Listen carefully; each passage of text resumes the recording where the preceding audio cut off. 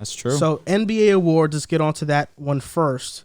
The MVP. Well, Swiper made a great case for Nikola Jokic, and did a great job. Spoiler alert, Nikola Jokic is my MVP, and I tweeted this on Twitter yesterday. What I tweeted was that don't expect me to have the same MVP pick. Throughout the season, it was at first Jokic, then it was Chris Paul, then it was DeMar DeRozan, then it was Devin Booker, then it was whoever I felt like I wanted to win at the point. But now we got into the end, and now I actually have to be serious and not so reactionary about it. It's Nikola Jokic. I think he has been the most valuable player this year. 2,000 points, 1,000 rebounds, 500 assists. The first player to ever do that in NBA history. And I think he's been the most valuable player. That definition, I think it has been Nikola Jokic. Oh, you're going to say your second and third guy, or you just saying? You can just go first. That's fine.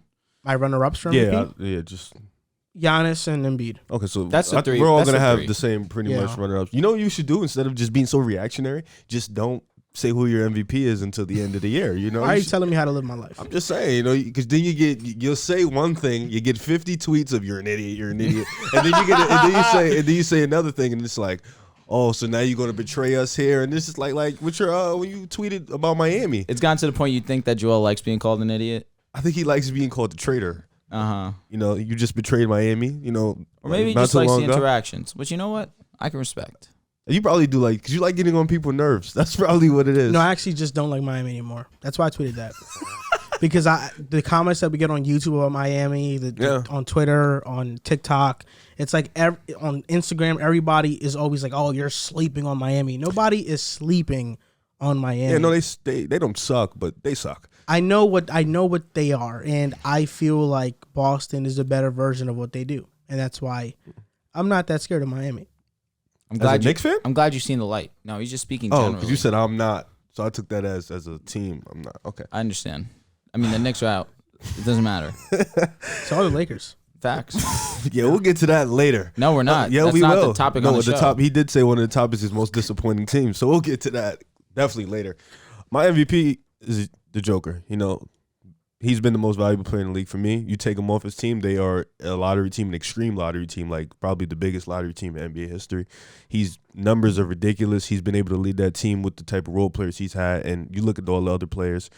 Embiid has an all-star caliber player in Tyrese Maxey. He has Harden now.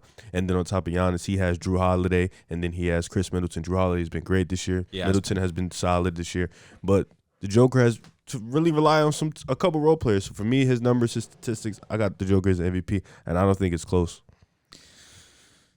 I got Giannis, and I hear you guys' points, and I 100% understand. But right now, as it is, Giannis has his team in a better position. Right now, they're the number 2 seed in the Eastern Conference. But as Swipe mentioned, only 2 games up from the Nuggets. What Jokic has been doing, I can't ignore. Statistically, he's been unbelievable. But I'm looking at both sides of the basketball court. Giannis impacts the game more than Jokic does. Offensively, you give it to Jokic without a doubt, but defensively, Giannis is arguably the best defensive player in the league. And for him to be top 3 in MVP voting and top 2 in Defensive Player of the Year voting, it just speaks volumes to how complete of a player he is. That's how I look at it. And in terms of statistics, Giannis is right there with Jokic as well. But once you dig into the advanced stats, I can't argue with you guys. Jokic is leading in almost every single category. But strictly off eye test alone, I look at Giannis, I see his impact on both sides of the court, and I feel like the way that he impacts the game is a little bit more than Let me Jokic. ask you a question. Do you guys think the Bucks being 2 and the Joker being 6 and him only have 2 less wins, is that because the West is more top-heavy better? Yeah. Or the East is more complete? I feel like it's a little bit both. I look at the Eastern Conference, and I definitely think it's more competitive.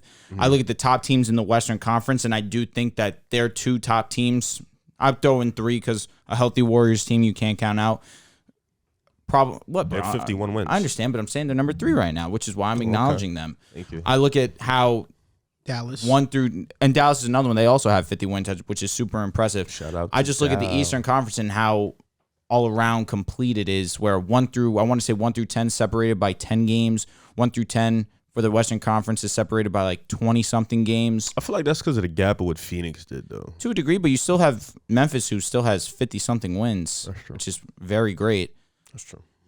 So I think that I lean a little bit more of the Eastern Conference is super competitive. We look at a lot of teams and we give them credit we give them a lot of credit, but we acknowledge which ones we do believe are the actual contenders of the Eastern Conference. Like Miami's number 1 right now, and we all have them as quote unquote pretenders, but you still have the Bucks, you still have the Celtics, you still have the 76ers.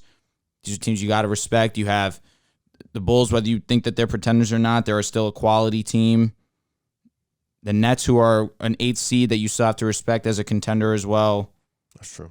Yeah, you're right. I mean, personally, I think the seeding argument doesn't hold much weight when you put into context what actually is going on. And the gap in the wins is only, 2 wins? 2 wins. Which is why I don't look at that, Jokic is the 6th seed and Giannis is the 2nd seed. It has to be Giannis. Because you look at the wins and they're pretty much identical. And when you take into account the games Giannis has missed and the games that Jokic has played in, which has been more than Giannis, you can make a better argument. 6 games. It's still 6 more. No, I'm with you. I'm with you. Listen, my whole big argument for LeBron winning over Harden is that he was available more. He had more points, had more rebounds, had more steals. So, listen, I got you. I have to hear about LeBron one more time. Can you get over yourself, But bro? that's different because Harden and the Rockets They won were amazing, man. 65 Yeah, they were games. amazing. The Bucks haven't cracked 50 yet. They have. They have cracked. Yeah. They just They cracked probably 50. just did it. They just did it. Yep. So they're not getting to 60 wins. That's No. that's a big difference. I know what you're 60, saying, man. 60 to that's a big difference. But that Rockets team was great. Didn't Chris It's like Paul we and can't just Clint miss time that year? Not that season. Not that year. The very next year, Harden got snubbed for the award. It was that year. He won 54 games. Giannis won 60, but Giannis won the MVP. Was that the year that Harden was? Did Harden average 35 and 18? He averaged 35 that year. The 19. The year that Giannis won, the MVP. Thanks. Chris Paul and Capella missed time that year. That a was lot that of time. year. Okay. Yep. So that's why. Sorry. On to the MIP, Most Improved Player Award. I don't know about you guys. I feel like it's between 2 players, but you might shock me with your answers. My guy's Desmond Bane. I think Desmond Bane is the most improved player in the NBA. It was between him and Ja for me. That's very interesting. I don't have Desmond Bane in my top 3. I don't have Desmond Bane in my top 3. Desmond Bane, to his respect, is number 4. I don't have Ja at 1 either. Oof. Garland, reason- DeJounte. The reason why Either? I'm sorry, I just spit I'm on letting you. him talk. the That's all. reason why I have Desmond Bane here, it was between him and Ja Moran. Desmond Bane has taken a 9-point jump in his averages, and when I look at Desmond versus Ja, I'm like, okay, Desmond Bane without Ja Morant in the lineup this season has went 19-4, and he's been the number 1 option on those unbelievable to me. with Jaren This is Jackson, of unbelievable course, to hear. on those teams. Because of that, how am I going to give Ja Morant the award when Desmond Bane, without him, is leading the Grizzlies to the best winning percentage in the NBA, basically? Listen, I don't disagree with what you're saying. That's the reason why I can't put Ja Morant as the MIP.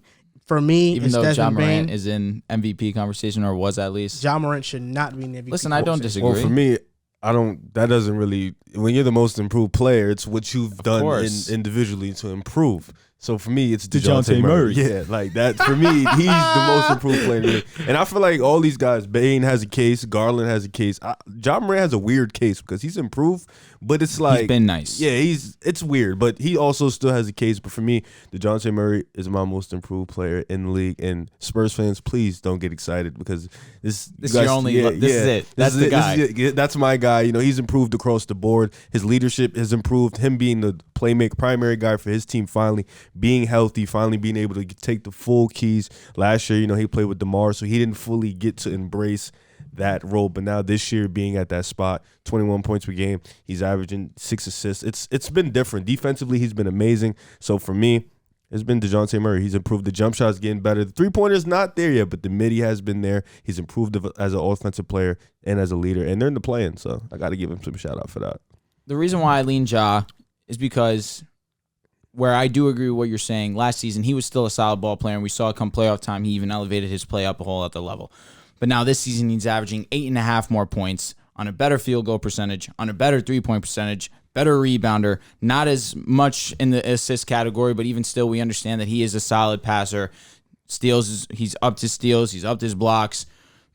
And now the Grizzlies are a top 3 team in the Western Conference. Now, I give a lot of credit to the Grizzlies as a whole. I think that they are one of the deeper teams in the NBA. I think that I look at their squad and there's a lot more than Ja Morant. Ja Morant is their best player, but as you've mentioned, without Ja Morant, they still have 19 wins this season on less than 5 losses. They're a solid roster top to bottom, but I can't ignore that Ja Morant, when he's on the court, has been nothing short of box office, and the statistics back it up. Sixth man of the year is interesting. At least I don't think so. Tyler Hero. You're saying it's not interesting. The reason why I say it's interesting is because John Hollinger I know what wrote you're that talking about. Kevin Love is easily his sixth man of the year. I respect that opinion, though, because Kevin Love really embraced that role and thrived. But he's not the sixth. He's not. He's not. John Hollinger was like, I don't know why we're giving the award to the guy who chucks up the most shots. But the reason, he's like, and if it wasn't for Kevin Love, the Cavs wouldn't be in the position that they're in. That's wrong. I agree with that. But Kevin Love has been huge to them. He has, I agree. but like to say I'm the position saying, what I'm saying is that Tyler Hero averaging 21 points per game. You see the growth in his game. And regardless of what John Hollinger wants to say, Kevin Love has the Cavs in the plan. Tyler Hero and the Heat are the first seed in the NBA. Exactly. I mean, and the first seed in the Eastern Conference. He's one of those reasons. Jimmy Butler has missed time. But Kevin Love isn't Kyle the Lowry's missed reason. time. Darius Garland's the reason. Mobley's I know, the reason. But he's saying Kevin that's Love what is John- one of the main reasons. I guess, but So I who's still your look at- 2 and 3? Because I think we all have Tyler at once. I want to know who's I have your 2 and Tyler. I'll be honest, I didn't even do much digging for sixth man of the year because I feel like Tyler Hero has run away with this. For Ryan award. Hammer's list, you didn't put a 2 and 3.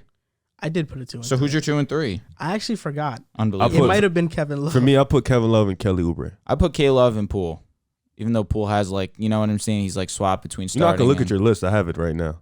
I'm going to look at it right now. Okay. Just give me some time. If Poole was a full-time six man, I feel like he would be I the feel guy. like it would be either him or Hero. Because he's a dog. He's and crazy. He's better than Gary Trent Jr. He's on a stretch that Gary Trent was on earlier in the yeah, season. but So the difference is tell me. Steph's not playing. So the attention is heightened. You know what I'm saying? So now you're telling me Steph's not there. So now Poole gets more opportunity. He thrives. Also more attention. And Gary Okay, so- Trent, who's not anywhere near the second option, It's still easy can to do what that he as a does. fourth option. Easy? Can you You're getting the stop? fourth defender. He stinks. One was stop. Tyler Hero, 2 was Jordan Poole, 3 was Kevin Love. I like it. Yeah, I don't mind That it. was my list. Tyler Hero has been dominant this season, all season. He'll To fold shoot in the almost playoffs. 40%. That's kind of harsh to say. No, I believe it. To say he'll fold, He'll fold. that's kind of strong. Rookie It's an season. opinion. But I'm saying it's kind of strong. I can't say that it's a strong opinion. It is. Okay. Because rookie 65 wins. season.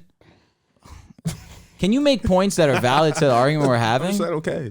I think it's a. Because again, bro, we could bring up how you said the Suns were a fluke, but right? if you Let's think- stay on But topic. if you think Miami's gonna fold, you have to think Tyler Hero's gonna fold with them. Not necessarily. Because he's gonna be the reason why it's they just don't one, fold. It's one player. I'm looking at the grand scheme of things with Miami and thinking If Miami that's why they'll folds, they fold. all fold. They're a team. They're built by. They're a team that they all I'm have just to play saying, good. from what history's shown us, his first year in the league. Granted, whatever you want to say So about it's the a bubble, coin I flip. respect. Right As of now, right it is a now, coin- correct. That's what you're, so So it's history not a showing us strong. it's a coin So it's flip. not a strong take. It's just a little bit strong. Where in his first season, well, he went against the Milwaukee Bucks, who were just on a different Get time. better. I'm with you. Get better. I agree. Defensive player of the year. This was tough for me. This one hurt my heart. Yesterday I was doing these awards, and originally I had Rudy Gobert. And then I was like, how can I have him? Especially after I just shit talked him. Rudy Gobert has the best case. Statistically, Really? he has the best case. He The said that. Jazz, Didn't he say the that the other Jazz are the Jazz are a top 2 defensive team with him. Without him, they dropped to 21st. Of course. And you just look at all the stats. Can you He explain the impacts stats it. to the fans? Because listen, even me, I still have trouble understanding how statistics really line with defensive player of the crazy 'cause year. he just shitted on him last week. That's I know, but I'm saying to the fans that really aren't fully knowledgeable on how stats impact defensive player of the year, like rebounding gets carried into defensive player of the year. Well, defensive rebounding does Correct. because you stop Correct. extra possessions For on sure. the It's very offense. important. No, of course, no doubt. So, I mean, what's your question specifically? though? I'm just saying specifically to the fans, how do stats Like, what stats is he Correct. leading in that correct? makes his case? Or the not best case? necessarily, what stats do voters look at for defensive player of the year is essentially what I'm saying. That's the thing. I feel like with defense, there aren't many stats you can look to Agreed. to back somebody's case. Like Rudy Gobert, in terms of players that shoot around the rim, I mean, I think he's holding them, at 51% or lower, which is at the top Which of is the league. great. He has a lot of stats going his way. I don't remember all of them. That's fine, man. I The just if you had it off the top of your head. The reason why it's hard for me to pick Rudy Mm-hmm. is because I look at Mikal Bridges, and Ooh. he's somebody that I don't think any stats lean his way. Mm-hmm. the steals aren't there. The steal numbers aren't there. The block numbers aren't there. From a surface level view, you're like, why is he even in the conversation? But he has, in terms of matchup difficulty, he's top 10 in the NBA. He takes on the toughest matchups in the NBA night in and night out. He's guarding Steph Curry. He's guarding LeBron James. He's guarding Jason Tatum. He's guarding every single elite offensive player, and Phoenix is second in defensive rating in the NBA currently. I look at Marcus Smart, and Marcus Smart, switchability, what he does defensively is all great, but there's a debate between him and Robert Williams in terms of who's their most important defender. And Robert Williams, you can make the case for, because of his length, because of his ability as a help side defender, he's more important than Marcus Smart. Because of that, for me, I'm leaning Mikal Bridges as my defensive player of the year. I feel like in this more perimeter-oriented league and era, players like him who guard elite offensive engines night in and night out should be rewarded. And Rudy Gobert said this on NBA Today to Malika Andrews, and I kind of felt bad because he's like, why should I be penalized for being consistent? But I'm going to penalize him.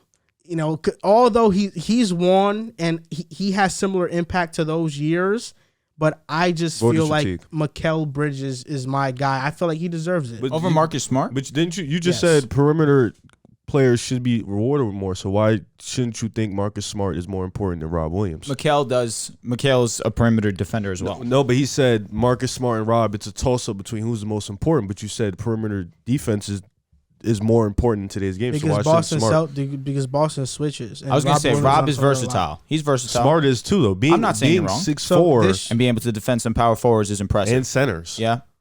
So, I mean, in the last 3 seasons, Gobert has over 4,000 shots defended total, which is the most in the NBA by a landslide. And points per shot allowed, he is the lowest in the NBA. The only person that's close to him is Matisse Thybulle. That boy locked in the last too. 3 seasons. Who's your defensive player of the year, bro? For me, it's Marcus Smart. My top 3 is Marcus Smart, Giannis, and Mikal Bridges. Pardon me. Okay, that's my top 3. I don't have no Rudy Rob Gobert. Will. Nah, I don't. I feel like he was good. He comes in after Rudy. You know, I think Marcus Smart, his versatility, his defensive hustle, you know, his ability to play man to man and to play help side at that being that small, 6'4". You know, he's strong. He can defend 1 through 5. Legitimately, he can actually do that. I think his versatility is just ridiculous. He has like a similar case to like Bam Adebayo in his versatility and the way he just anchors the defense. You know, he's kind of like the heart and soul for them. So for me, I got Marcus Smart as my defensive player of the year.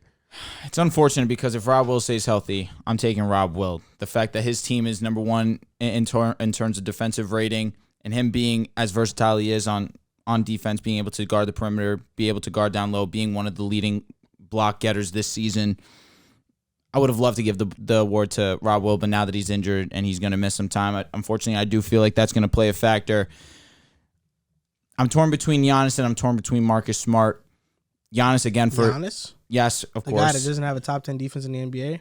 But that doesn't. I'm not saying that that's necessarily on him. What does that have to do with his team and his defensive player? If he's such an elite defender, he should be top 10. Draymond Green had the Warriors top 10. They had 1. He was great. They for were sure. 1. For sure. Clear. Giannis winning, it would be a disgrace. He's not defensive player. So because his team doesn't have defensive success, we're going to pin that on Giannis. That should be a direct correlation. I mean, he's a big man type of defender. Because I look as a help defender. So let's look at Boston. No, actually, don't do this. Look at Utah and look at the Bucks. Who has better defenders across the board? Bucks. Let me ask you this. I want to get my point across, though, because I look at the Celtics, right? But we look at their starting 5, and they have multiple great defenders. You got Smart, JB, whatever you want to say. I think he's a solid, great defender. No, they're all great defenders. JT is a great defender, one of the best wing defenders this season. Rob Will, Al Horford. That's one of the best defensive lineups in the league. I agree. And I'm looking at, of course, you got Smart in defensive player of the year contention. You have Rob Will in defensive player of the year contention. But I look at that starting 5, and defensively, they're all great. That's true. So that's why you're not penalizing Giannis? I'm just saying I'm not boasting these guys over Giannis significantly because how great. Giannis has Drew Holiday. Let's not act like Giannis sure. has scrub but defenders. But I'm not saying that they're scrubs. I'm just saying Middleton, they're nowhere near. Holiday, Middleton Bobby is Portis. getting overrated defensively. He is, but Portis is not great defensively. I'm looking at the rest of their squad. Grayson Allen's not great defensively. It's Giannis and Drew. DiVincenzo. He's not on the team anymore. He's not on the team no more. DiVincenzo. I mean, no, I'm talking about Connaughton. My bad. I'm talking about Connaughton. They all look alike. I understand. You can't say stuff like that, man. They do. But Let I me just ask think, you a question that this is a football example. okay. Oh God. Is there a way for a player to win Offensive Player of the Year without being on a great offense? Yes. When has that ever happened? Tennessee, Derrick Henry? not a great offense Yeah, they did have a top 10 offense. because of him. Okay, yeah. So his impact directly correlated a top 10 standing. Were they So a top 10 offense? Yeah, they were. I think Actually, Tannehill was great, they were too. 6, though. I think they were actually like top 8. So if Giannis is so great defensively and should be DPOY, the Bucks should be a top 10 defense. His impact defensively fair. should directly correlate to that. Your reasoning is sound, and I understand. But I'm looking at the grand scheme of things. One like is Jokic. You're saying that he's been a solid defender. Are they a top 10 defense this season? Let me check. And if they're not, it's because they You called him Marc Gasol. And I didn't want to say anything because I wanted to get his opinion on it. But Marc Gasol won Defensive Player of the Year over LeBron James. And the Grizzlies was like top 8 defense. The Nuggets have the 15th best defense in the NBA. Defense rating rising 14th in opponents' points per game. But Nikola Jokic is not a DPOY candidate. And I never said that. But you're saying that he was on Marc Gasol caliber level, who is a Defensive Player of the Year. Yeah. But Marc Gasol also had good defenders around him, like Mike Conley, Tony Allen was with him. But let's look at defensive. Like they had again. We just spoke you're about right. the Bucks. He was also made All NBA second team. He also made defensive second team. He wasn't even a first teamer. And I never said We're that. talking Marc Gasol. Yeah, but he won Defensive Player. I know, of the but year. I never said that Marc Gasol, in my opinion, should have been DPOY. I never said He was that. still an elite defender. No, though. I know, but I'm saying if you're saying Giannis should be DPOY or he should be in the running, at should least be. a top 3. He's not over Mikal, Marcus Smart, Rudy Gobert, Bam Adebayo, I'll probably have him over Rudy. The only one I or put Rob over Will. Rob Will just can't be in it right now. I want to give him the award. He's not over Jaren Jackson Jr. Oh, he is. No, he's not. He is. No, he's not. Jaren Jackson's a great shot Absolutely blocker. not. That's all he is. He's not a great perimeter defender like Giannis. Oh, really? Giannis is great at that. I mean, we're talking about Luka Doncic, who No, is, I'm just speaking from the general. Like Giannis is a great perimeter defender. for his size. Yes. Don't give me the size stuff. Am I wrong by I saying think he's that? good. I wouldn't call him You just- great at it.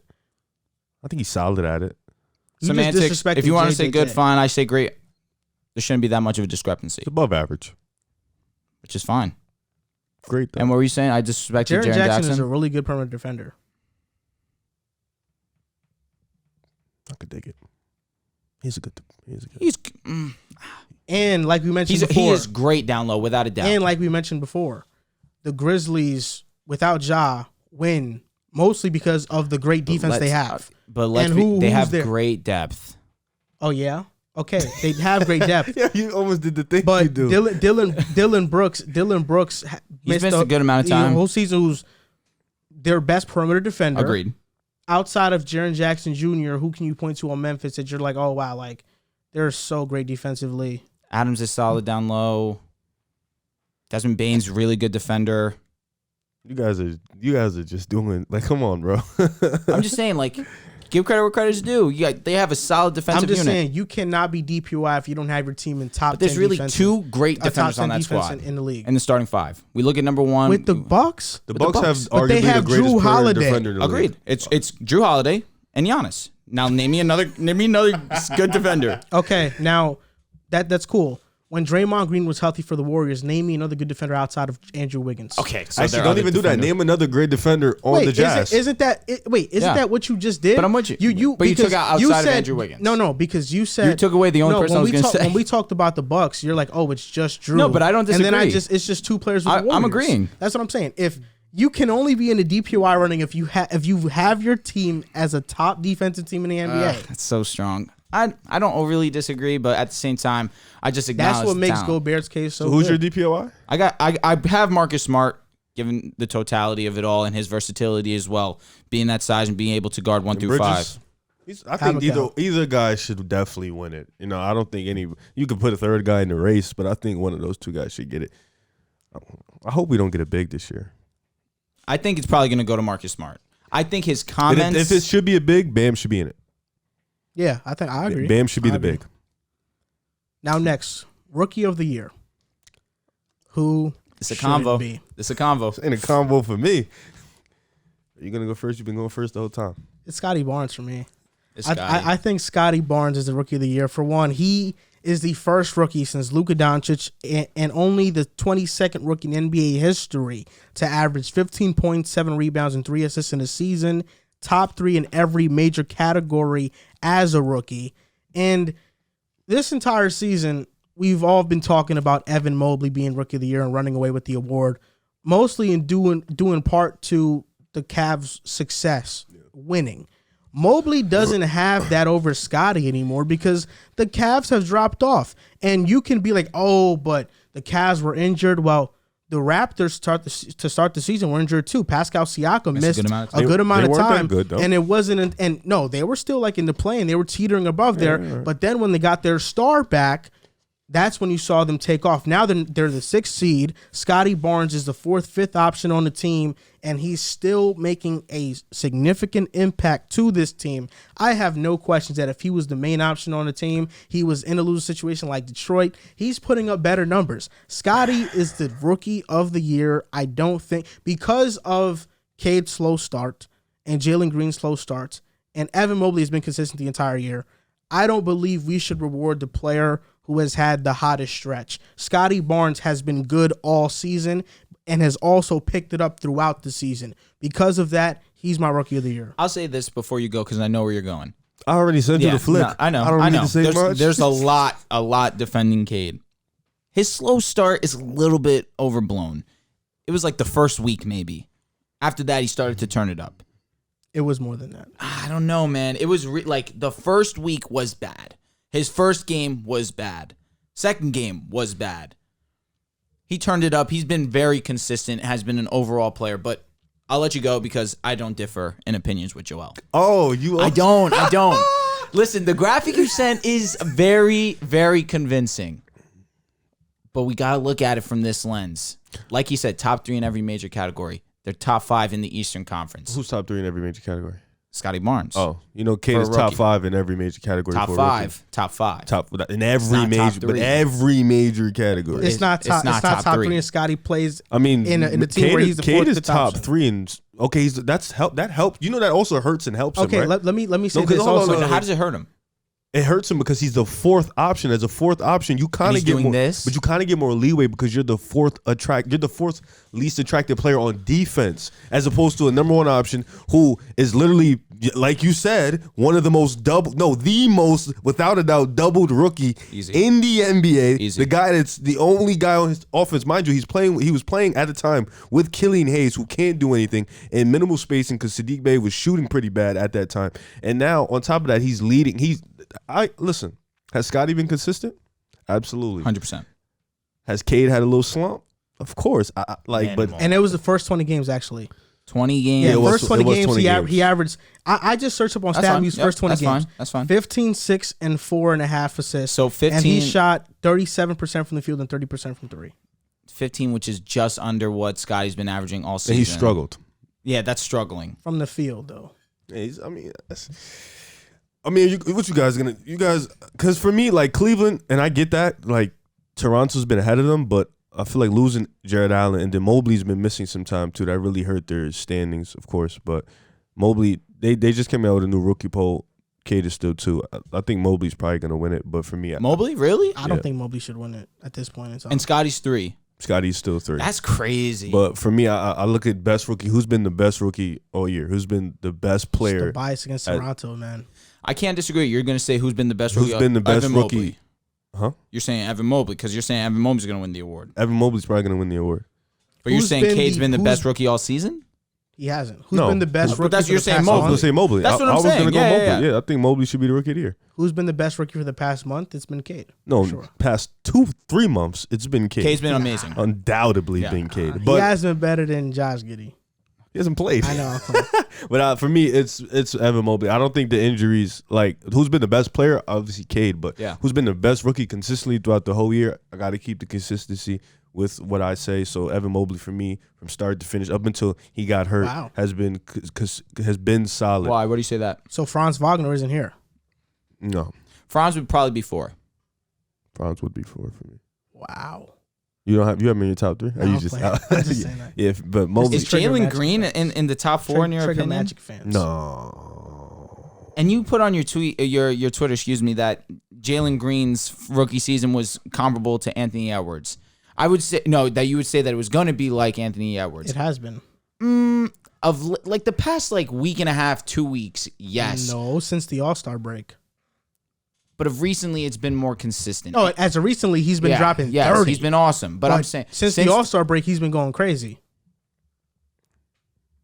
Do I need to put up the stats? Please, I feel like it's been like the last 2 weeks where he's really kicked it up. Yeah, because he's been average. And Anthony Edwards averaged what, 22 last season? I guess it's comparable, yes, but it's nowhere near that level. What do you mean? Anthony Edwards averaged 24 post All-Star break, and even he averaged 22 for the season. What I'm saying. I know the reason why Jalen Green.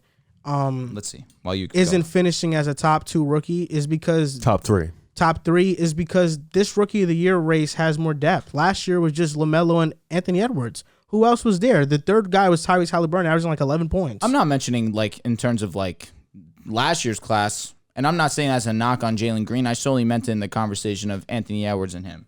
Jalen Green, since the All-Star break, is averaging 22, 4, and 3 in 22 games, and he's shooting 48% from the field and 40% from 3. He's been amazing. Respect. He's getting his groove. But I don't think he should be top 3, though. No. Shouldn't be top 4. He's the best scorer in the draft, though. No, he's not. He would give Cade buckets. They played already.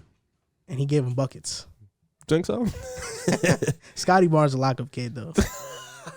Yo, did you watch those Toronto's? Go home. Like, when you go back to your crib, go watch the Toronto's games versus Detroit and just look at the fourth quarter. So you have he's Scotty. A rookie. He's just so you have Scotty, too? Yeah, I do have Scotty. So we're both Scotty. You're Evan Mobley. Yeah, I don't hate that opinion at all. You sent Drew all these stats back in Cade, and you were going to pick Cade? No, because the conversation we had last week was who was the best player as a rookie. And I'm with him. That's why I agree wholeheartedly. Cade has been but my consistency, I have to stand on what I stand on. Consistency. And Mobley has been consistently best rookie. Coach of the year. This should be a lock. I know it's locked, but I want to know who's your next 2. It's Monty Williams for me. I have Ime and Spoke after. Nah, Ty Lue's 3 or 2 for me. I think 2 is tough. Actually, no. Actually, wait, hold up. It's easy for me. Monty Williams. That's the lock. Monty Williams is 1. Taylor Jenkins is 2. Number 3 is Ty Lue. I have Monty, Nurse, Jason Kidd. I don't hate it. No Taylor Jenkins. Nah. No Ime? No. Come on. It's like all 5 of those guys legit. You can say. I just don't know how you cannot have Jenkins in your top 3 when the Grizzlies are winning without Ja. Did you actually look at the teams that they played? It don't matter. It has to matter. A win is a win. I mean, I'm going off like us. We had Jason Kidd. We didn't think he would do the job he's done with that roster in terms of being an elite defense and propelling them to where they at. So that's why I put him over. I think. Anyways, I think that alone that put me a little bit for why I picked Jason Kidd and Nick Nurse. Obviously, propelling his team. They play realistically. They play like 5 guys lately. They've been playing an 8-man rotation, but they've been thugging it out. Pascal missed some time. They had a rookie in the starting lineup. OG has missed some time. Fred has sat out, and they're still a top 5 team in the East. So I think that, like, for me, it's hard for me to keep Taylor Jenkins out of it. It really is. But I think those 2 teams have done a little bit more with less. And the reason why I have Spo in my top 3 is because look at the injuries that's been taking place within. Oh, Spo. No, Spo. Why do I keep thinking you say Popovich? That's all right. The lineup changes that Miami's had to have throughout the season for them to still be atop the Eastern Conference Finals. Eastern Conference, not the Eastern Conference. For Spo to still have the Miami Heat up top, you got to give him credit for that. I don't have him as my leader. Without a doubt, it should be Monty, best record in the NBA. The Suns have been the most consistent, most dominant team. The award should go to Monty after he didn't win last season, and that was a little bit of a controversy. Got to give credit to your boy. He was great. But this season, he's shown that we're here to play and we're here to stay, and that's exactly what they've done. I think all of us are going to have, like, you see how you have Taylor Jenkins. I have Nick Nurse. I got all Ime. the underachievers we realistically have picked. It was just kind of crazy because we all doubted Jason Kidd. For sure. No, you got to give respect to J. Kidd and what he's been able to do with that defense. Chris Finch should deserve some recognition. But here. Ime- 7th seed? I mean 8th seed? 7th seed? 7th right now. Play-in? They're locked. Ime best in the record. 7th seed They're right locked for a play-in. Oh, Mr. 5 seed didn't get it. They folded at the end of the year. Listen, they still were great. Yeah, That it's take unfortunate. was a solid take. It was a regardless. solid It wasn't the sides because we No, all picked them to no. be a play-in team. We did. We But it's all still, did. it was You still. didn't. You picked them to be the 12th seed. No, stop lying. Stop lying. Don't do that. I picked them to be a play-in team. Not the 7th seed though. Play-in team. Doesn't I think matter I- because I they can think- lose and be where I had them at. But they're like 7 games above the Clippers. They're like 4. Nah, they're It's like 4. significant. They're Look it up. They have I got it. I significant- got it. I The got Clippers it. are 40-40. The Minnesota has like 4 more wins. Nah, they have 47 wins, I believe. So Clippers are 23 games out of first place. Timberwolves Looking are at it like 17 and a half because you can't really Oh, tell so that way. That's 6 games. It's 5.5. 5.5 games. Yeah, so it ain't that bad. That is a sizable lead. I Bro. mean, Paul George missed the season, bro. well, we're not playing that card, bro. No, it happened. Whoa, he we're was. not He, playing that. Paul Why George not? was. We're not Paul playing George. that. I'm We gonna can say play Paul- that card. Paul George was We ahead can of play them. that He was card. ahead of them. We can play when he that went card. down. We're not playing that Ah. card. And then Norman Powell, who they acquired, They're was gonna also beat missing Minnesota, time. and I can't wait. Ooh, okay, You I'm gonna think wait. so? No, we'll wait. We'll get there. We'll get there.